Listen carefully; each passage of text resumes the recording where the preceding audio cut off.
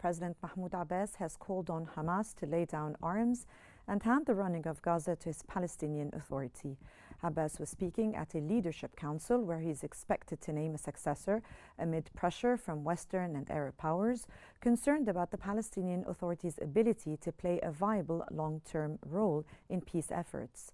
Diplomatic efforts to craft a plan for Gaza's future have focused on pushing aside Hamas, but Israel has also said it will not accept any role for the Palestinian Authority, which exercises limited autonomy in the West Bank.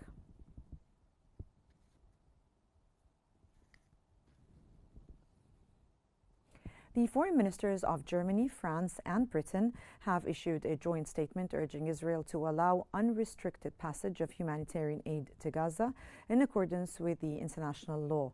The ministers have emphasized that humanitarian assistance should never be used as a political tool and called for no reduction of Palestinian land or demographic changes. They also urged all parties to return to a ceasefire and demanded that Hamas immediately release the remaining detainees in their custody.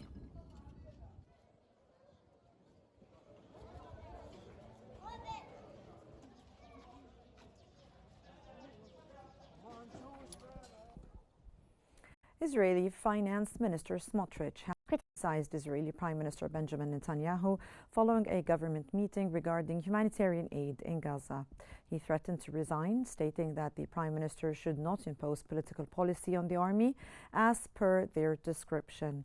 Smotrich asserted that continuing military operations and sending aid while detainees remain in Gaza is not an option, and he does not support logistical assistance to Hamas. He emphasized that managing civilian efforts in Gaza without enabling Hamas is crucial for victory in the conflict.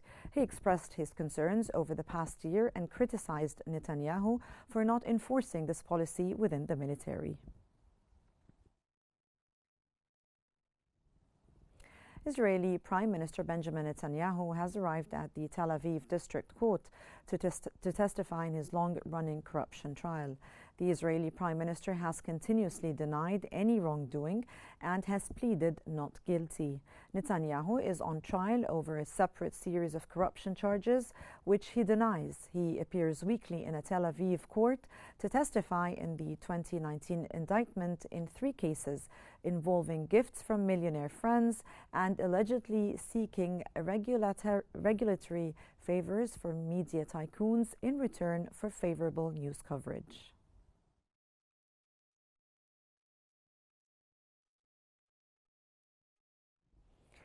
Egyptian President Abdel Fattah el-Sisi has arrived in Djibouti, marking the beginning of an official visit. El-Sisi headed to the Djiboutian capital this morning. According to the spokesperson for the Egyptian presidency, Ambassador Mohamed Shenawi, President el-Sisi will hold discussions with the Djiboutian President Ismail Omar Guelleh. Their talks will focus on enhancing bilateral relations between the two brotherly nations and coordinating efforts regarding regional developments in the Red Sea and the Horn of Africa.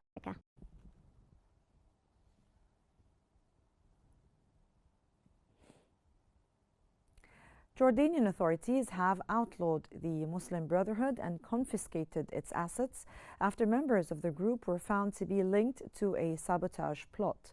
Jordan's Interior Ministry has announced a sweeping set of measures against the Muslim Brotherhood, formally declaring the group dissolved and illegal.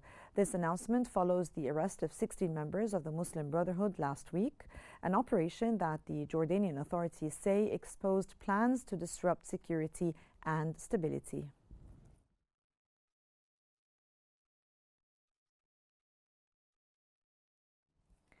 And during his 2-day visit, the Indian Prime Minister Narendra Modi has met with the Saudi Crown Prince Mohammed bin Salman in Jeddah.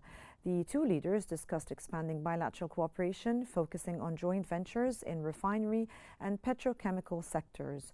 Modi highlighted ongoing feasibility studies for electricity grid interconnectivity between India and Saudi Arabia, aiming to bolster energy security and regional integration. These initiatives reflect a strategic shift towards diversified energy collaboration and infrastructure development between the two nations.